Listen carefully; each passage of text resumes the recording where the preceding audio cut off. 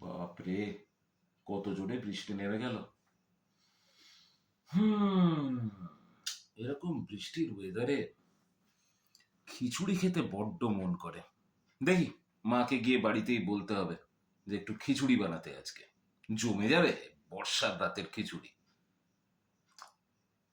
আপনারাও অনেকদিন খিচুড়ি খাননি না? খিচুড়ি খেতে ভালোবাসেন তো? তাহলে আজকের গল্প খিচুড়ি এবং খিচুড়ির ইতিহাস নিয়ে।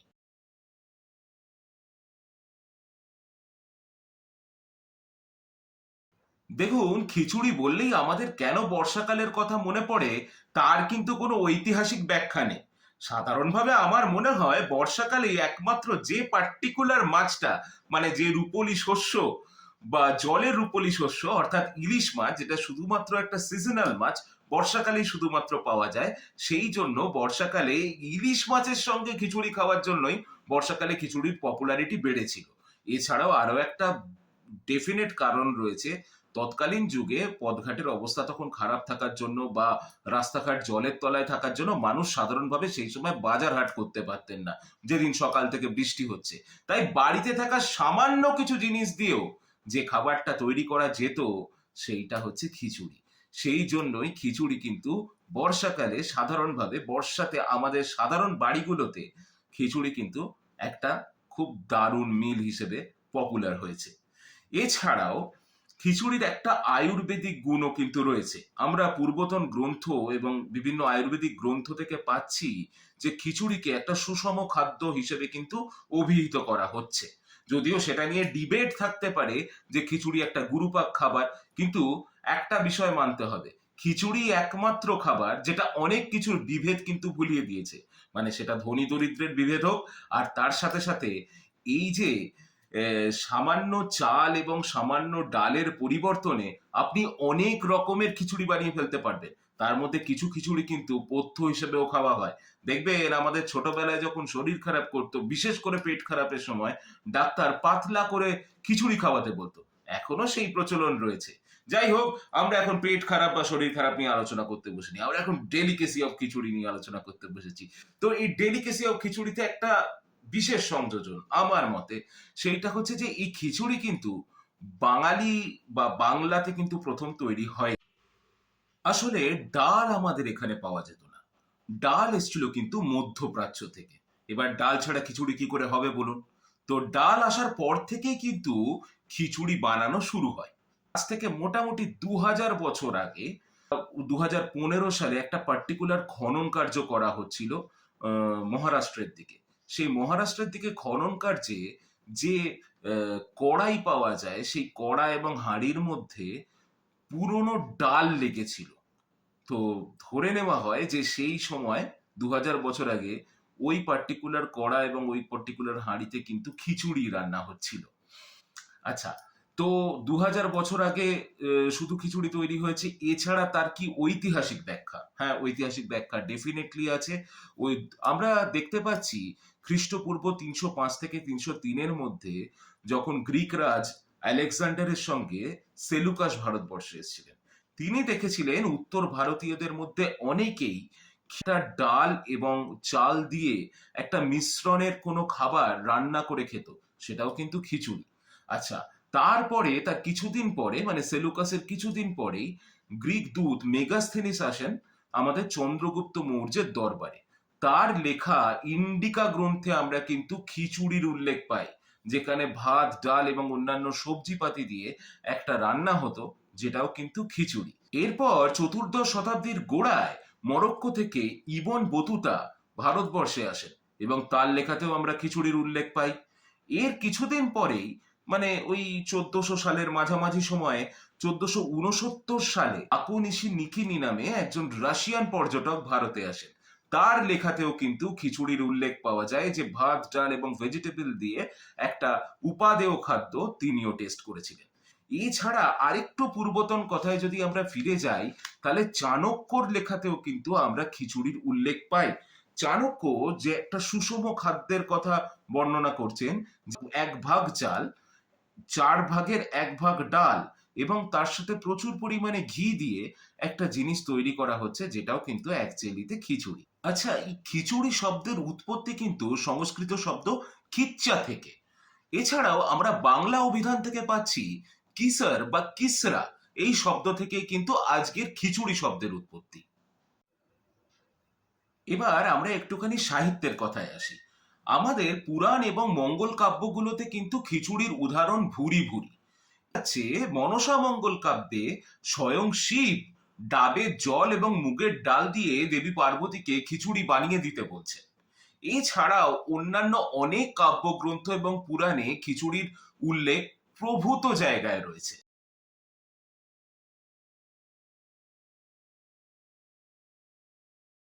এছাড়া মহাভারতেও কিন্তু খিচুড়ির উল্লেখ রয়েছে।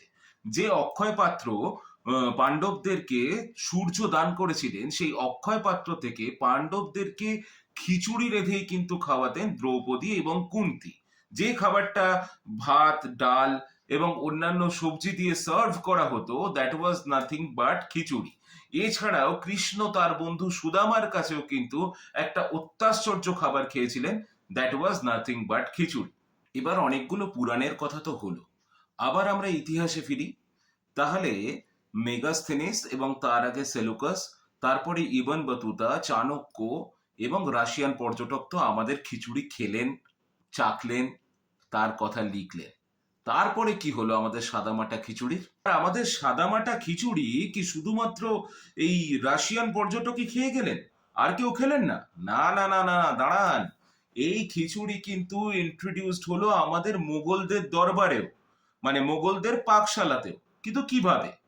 ব্যাপারটা হলো, আকবর পুত্র সেলিম, মানে তখনও উনি জাহাঙ্গীর নামটা নেননি, আকবর পুত্র সেলিম, এবং তার সঙ্গে তখনও আনারকলির প্রেমও শুরু হয়নি। তো সেলিম গুজরাটে গিয়েছিলেন গুজরাট দখল করতে, তৎকালীন গুজরাট দখল করতে। সেখানে গুজরাটের রাজা তাকে একটি স্পেশাল খিচুড়ি খাওয়ান। তো সেই খিচুড়িটি একটু অদ্ভুত ধরনের খাবার এবং প্রথমবার সেটি গ্রহণ করেন সেলিম বা জাহাঙ্গীর। তো তখন তিনি সেটা খেলেন এবং খেয়ে তার অত্যাশ্চর্য এবং অতি ভালো লাগলো। তখন সেইখান থেকে তিনি পাচকদের নিয়ে এলেন, যারা মোগল দরবারে প্রথম খিচুড়ি রাঁধলো। মানে আকবরের যে নবরত্নের সভায় প্রথম খিচুড়ি রাঁধা হলো এবং সার্ভ করা হলো। এবং সেই খাবারটাও খেলেন বীরবল। বীরবল খিচুড়ি খেয়ে অত্যন্ত খুশি হয়েছিলেন। এবং সেই সময় যে খাবারটা, যে খিচুড়ি নামটা তো তখন ছিল না, যে খিচুড়িটা তখন মোগল দরবারে সার্ভ করা হতো, দ্যাট ওয়াজ নেমড লাজিজা। Akbar was a very small eater, but আকবরও কিন্তু খিচুড়ি খেতে ভালোবেসে ফেলেছিলেন। এছাড়াও জাহাঙ্গীর তো যেহেতু খিচুড়ি তিনি প্রথম খেয়েছিলেন, তো তার দরবারে তো মানে তার পাকশালায় তো খিচুড়ি রান্না করা হতোই। এবারে আসি ঔরঙ্গজেবের কথায়। ঔরঙ্গজেবকে তো আমরা মোটামুটি চিনি যে তিনি একজন অত্যন্ত স্ট্রিক্ট রুলার। তো তার খাওয়া দাওয়া সম্পর্কে তো কিছু বিশেষ জানা যায় না, কিন্তু এইটা জানা যায় যে ঔরঙ্গজেব কিন্তু রাত্রেবেলা মানে ডিনার করতেন বেশিরভাগ দিনই খিচুড়ি দিয়ে। এছাড়া মোগল বাদশাহ বাহাদুর শাহ জাফর, তিনিও কিন্তু খিচুড়ি খেতে খুব ভালোবাসতেন। তার হেসেলে যে খিচুড়িটা রান্না করা হতো, যেটা সিম্পল একটা মুগ ডাল খিচুড়ি, সেটার নাম ছিল বাদশাহ পসন্দ। এবার আরেকটা ঐতিহাসিক ঘটনা বলবো। 1757 সাল, মানে পলাশির যুদ্ধ হচ্ছে সেই সময়। পলাশির যুদ্ধে যখন সিরাজউদ্দৌলা পরাজিত হলেন এবং তিনি যখন পলায়ন করছেন, সেই সময় রাত্রেবেলা তার নৌকোতে কি রান্না হতো জানেন? হ্যাঁ, তার নৌকোতেও রান্না হতো খিচুড়ি। অতএব সিরাজউদ্দৌলাও যে খিচুড়ি প্রেমী ছিলেন, সেটাও কিন্তু একটা ডকুমেন্টেড ফ্যাক্ট। এবার সিরাজউদ্দৌলা তো হেরে গেলেন। তারপরে সারা ভারতবর্ষে ব্রিটিশ শাসন শুরু হলো। ভারতবর্ষে ইস্ট ইন্ডিয়া কোম্পানি তাদের ব্যবসা শুরু করলো। ব্রিটিশরাও কিন্তু খিচুড়ি প্রেম থেকে নিজেদেরকে দূরে সরিয়ে রাখেনি। কিন্তু হ্যাঁ, ব্রিটিশদের না কুচু স্নব মানুষজন, তাদের আমাদের এই বাংলার নর্মাল ডাল ভাতের খিচুড়ি পছন্দ হলো না।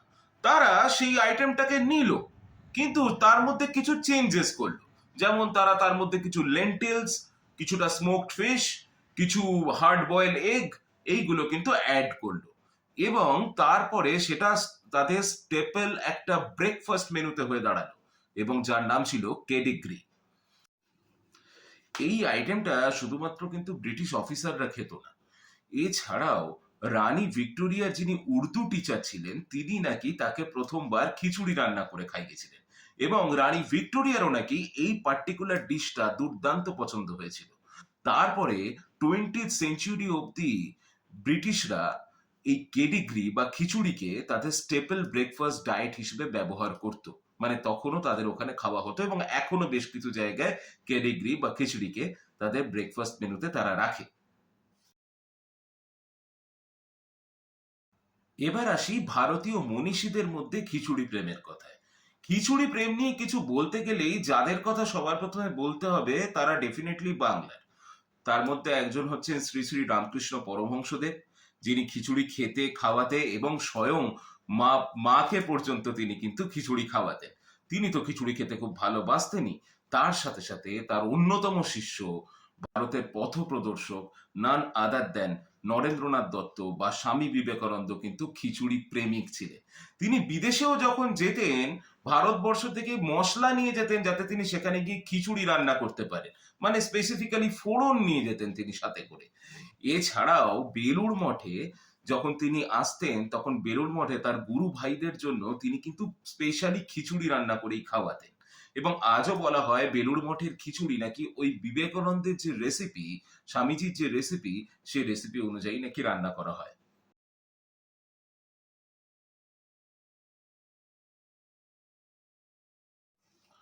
আর বাংলা সাহিত্যে তো খিচুড়ির উল্লেখ ভুরি ভুরি। বিভিন্ন বিভিন্ন বিখ্যাত প্রবন্ধকার বা গল্পকার তাদের গল্পে খিচুড়ির উল্লেখ করেছেন বিভিন্ন বিভিন্ন জায়গাতে।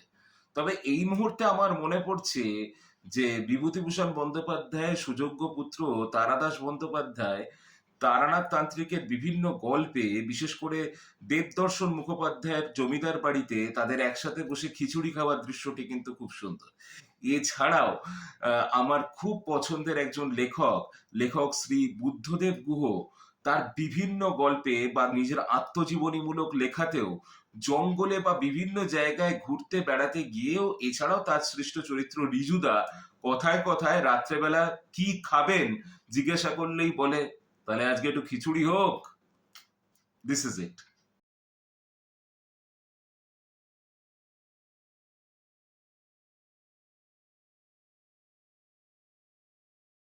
দেখুন, আমাদের পুরাণ এবং শাস্ত্রে বর্ণিত দেবদেবীদের নিবেদনকৃত যে একটি খাবারের উল্লেখ করা রয়েছে সেটি কিন্তু ভাত ডাল এবং ঘি দিয়ে তৈরি, অর্থাৎ সেটি কিন্তু অ্যাকচুয়ালি খিচুড়ি, এবং যেটা আমরা পরবর্তীকালে আমরা ভোগ হিসেবে কিন্তু এখনো দেবদেবীদেরকে কিন্তু উৎসর্গ করে থাকি।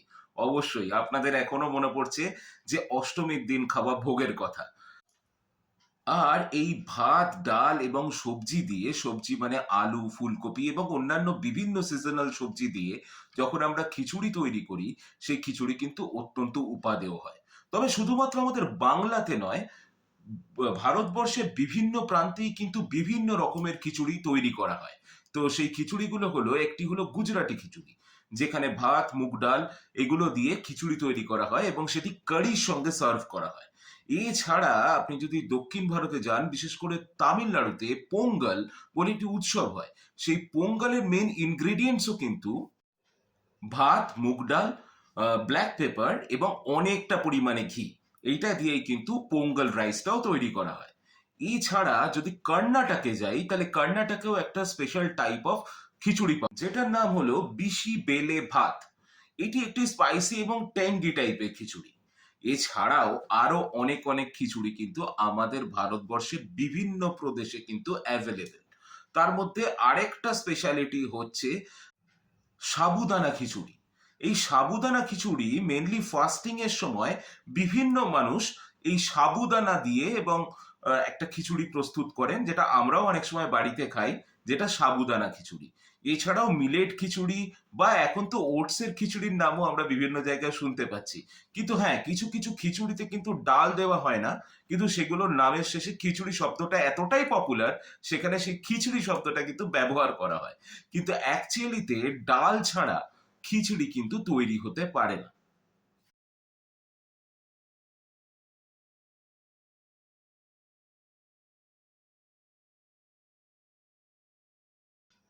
আরেকটা ডেলিকেসির কথা না বললেই নয়, সেটা হচ্ছে কিমা খিচুড়ি।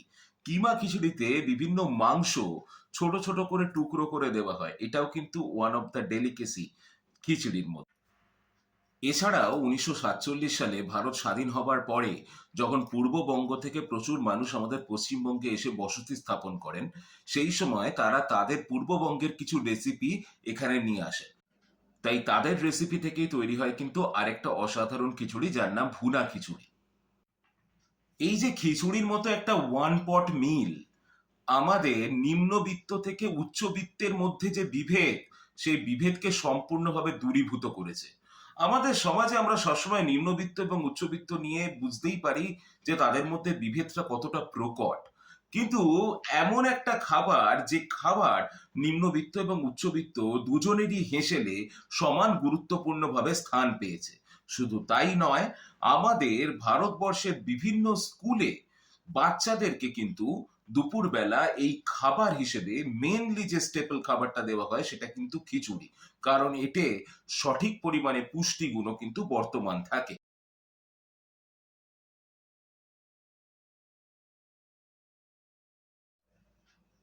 দেখুন, আমাদের সবার পছন্দ হচ্ছে ভোগের খিচুড়ি। ভোগের খিচুড়ি একম এবং অদ্বিতীয়। কিন্তু তাছাড়াও যখন আমরা নর্মাল বাড়িতে খিচুড়ি রান্না করে খাই, তখন আপনাদের স্পেশালি কি দিয়ে খিচুড়ি খেতে ভালো লাগে? লাবড়া দিয়ে, নাকি বেগুনি, আলু ভাজা, ডিম ভাজা, ইলিশ মাছ ভাজা বা যে কোনো মাছ ভাজা দিয়ে, নাকি আপনারা বাড়িতে মাঝে মধ্যে মাংসের ভুনা খিচুড়ি বানিয়ে খান? একটু কমেন্ট সেকশনে জানাবেন। তো আজকের এপিসোডে আপনাদের খিচুড়ি নিয়ে লালায়িত করতে পারলাম তো? কটা বাজে? 7:30 ম্যাক্সিমাম। আরে বাড়িতে বলুন বা নিজেই গিয়ে রান্না করে নিন। আজকে রাত্রেবেলা খিচুড়ি দিয়ে ডিনারটা হচ্ছে তো। তো আজকে আপনাদেরকে আমরা খিচুড়ি দিয়ে লালায়িত করলাম। পরের দিন কিন্তু আপনাদেরকে ভক্তি রসে ডুবিয়ে দেবো।